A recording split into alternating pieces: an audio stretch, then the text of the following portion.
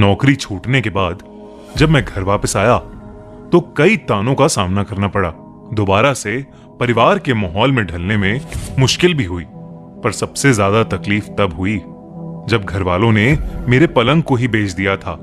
बड़े भैया ने मुझे कुछ पैसे दिए कि मैं एक नई खाट ले आऊं, मगर जितने पैसे थे उसमें एक पुरानी खाट भी नहीं आ सकती थी। दुकान पर पूछने गया तो वहां भी उतने में कुछ नहीं मिला, पर दुकान के बगल वाले घर से एक आदमी जो लगातार मुझे देखे जा रहा था बाहर निकला और बोला कि मेरे यहां एक पुराना खाट पड़ा है, सस्ते में दे दूंगा। उसने खाट दिखाया तो वो एकदम सही हालत में था, कुछ नया जैसा ही था, पर उस आदमी ने ज्यादा पैसे नहीं मांगे। ये देखकर मुझे हैरानी हुई, मगर अपना फायदा होते हुए देख मैंने कुछ नहीं कहा। रात को खाना खाने के बाद मैंने राहत की सांस ली कि अब सोने का तो ठिकाना हुआ कम से कम। थोड़ी देर टहलने के बाद बिस्तर लगा के मैं सोने चला गया। सोते सोते मुझे ऐसा लगा कि अचानक ही मुझे कोई धक्का दे रहा है और फिर मुझे किसी गड्ढे में ढकेल रहा है। पूरा शरीर दर्द कर रहा था। चीखते हुए मेरी नींद खुली तो मैं पसीने से लथपथ था। मुझे लगा कि कोई बुरा सपना होगा तो मैं दोबारा सोने लगा, लेकिन खाट पर लेटते ही मुझे ऐसा लगा कि कोई मेरे कंधों को जकड़े हुआ है और मेरे पैरों को किसी ने पकड़ लिया है। दोबारा से मेरा पूरा शरीर दर्द करने लगा। मैं चाहकर भी उठ नहीं पा रहा था। हैरत की बात तो ये थी कि ये कोई सपना नहीं था, सच में कोई मेरे शरीर को जकड़े हुआ था। मेरी चीख सुन सभी घरवाले वहां फौरन आ गए और उतने में ही ये सब अजीब चीजें भी रुक गईं। बुरा सपना था, ये बोलकर उन्होंने फिर से सो जाने को बोला, पर खाट पर दोबारा बैठने की अब मेरी हिम्मत ही नहीं थी। वो रात मैंने जमीन पर ही गुजारी, पर अगले दिन मुझे लगा कि शायद जो कल रात हुआ वो सब मेरा एक वहम था।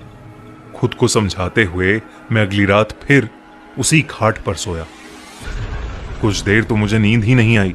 फिर जब कुछ देर तक कोई भी अजीब चीज नहीं हुई तो मेरी आंख लग गई, पर आधी रात में एक बार फिर मुझे लगा कि कोई मेरे शरीर को पीछे की ओर खींच रहा है। मैं आगे बढ़ ही नहीं पा रहा था क्योंकि मेरे पैरों को जैसे किसी ने जंजीरों से बांध रखा था। फिर मुझे वैसा ही शरीर को झकझोर देने वाला दर्द हुआ। मैं चीखता, इससे पहले ही मुझे एक आवाज सुनाई दी। एक बूढ़ी औरत की आवाज गुस्से से भरी हुई। मेरी जगह पर आखिर क्यों आए तुम? ये मेरा बिस्तर है, निकल जाओ यहां से, जाओ यहां से। बहुत देर तक ये आवाज मेरे आसपास भटकती ही रही, फिर इतना पास आ गई कि लगा मेरे दिमाग से ही निकल रही हो, ना कि बाहर से। शरीर के साथ साथ अब मेरा सर भी फटा जा रहा था। तब अचानक मुझे लगा कि मेरी माँ मुझे बुला रही हैं। उनकी आवाज से मेरी नींद ही टूट गई। मैं जब उठा तो पसीनों से लथपथ था। मेरी माँ मेरे पास खड़ी थी और वो बुरी तरह से घबरा रही थी। जब मैंने अपने पैरों को देखा तो मेरे पैरों पर रस्सी और खरोचों के निशान दिखे तो मैं भी चौंक उठा। मैं समझ गया कि जो मैं महसूस कर रहा था वो कोई सपना नहीं था। सुबह होते ही मैंने उस खाट को उठाया और बाहर फेंक आया। कुछ देर बाद वो वहां था ही नहीं। जरूर ही कोई उसे उठाकर कहीं ले गया होगा। अगली रात भी मैंने जमीन पर गुजारी, लेकिन उस खाट का ख्याल मुझे सोने ही नहीं दे रहा था। थोड़ी बहुत नींद लेकर सुबह उठा। उस खाट के साथ एक आदमी भी घर के बाहर मिला, जो कि गुस्से में भरा पड़ा था कि आखिर क्यों मैंने इतना खतरनाक खाट यूं ही खुले में बाहर छोड़ दिया था। झटके, दर्द और बुरे सपने, क्या कुछ नहीं देता था ये खाट? ये सब बोलकर वो खाट वहीं छोड़ गया। मुझे इतना तो समझ आ गया था कि मैं पागल नहीं हूं और इस खाट में वाकई कुछ दिक्कत है। मैं उस खाट को अंदर ले गया और दोबारा उस रात उस पर सोने का सोचा, ताकि पता कर सकूं कि आखिर वो आवाज किस बुजुर्ग औरत की थी। लेकिन ये मेरी जिंदगी की सबसे बड़ी गलती थी। इस बार न शरीर में दर्द हुआ और ना ही झटके लगे और जल्द ही नींद भी आ गई। पर थोड़ी ही देर में उस औरत की आवाज फिर आई। चिल्लाते हुए उसने बोला, फिर आ गए? आखिर क्यों मुझे चैन से सोने नहीं देते? ये मेरी सोने की जगह है, जाओ यहां से। ये कहते ही फिर मेरे शरीर में बेहद खतरनाक दर्द उठने लगा। ऐसा लगने लगा कि मैं कहीं ऊपर से बहुत जोर से गिर रहा हूं।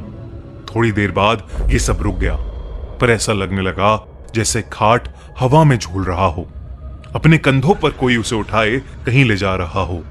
मेरा मन सहमा जा रहा था। डर ने जैसे चारों ओर से मुझे घेर लिया था।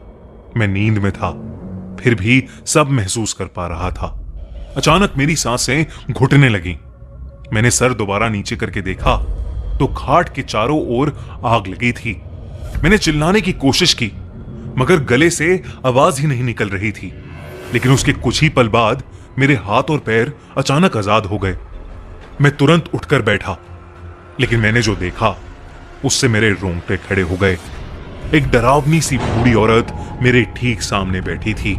उसे देखते ही मैं चिल्ला उठा और मेरी नींद टूट गई। हाफते हुए मैं चारों ओर देखने लगा, पर सब कुछ एकदम नॉर्मल था। बस मेरे पूरे शरीर पर घाव थे। मैं समझ चुका था कि ये किसी बूढ़ी औरत के सोने की जगह थी, जो शायद अब इस दुनिया में नहीं है, लेकिन फिर भी उसे यहीं सोना पसंद है। अगली सुबह मैं वो खाट दोबारा उस आदमी को दे आया जिससे इसे खरीदा था।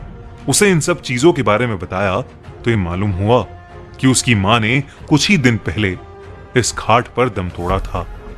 उसके बाद से वो खाट उसने अपने कमरे में ही खाली पड़े रहने दी, ताकि उसकी मां अब चैन से सो सके।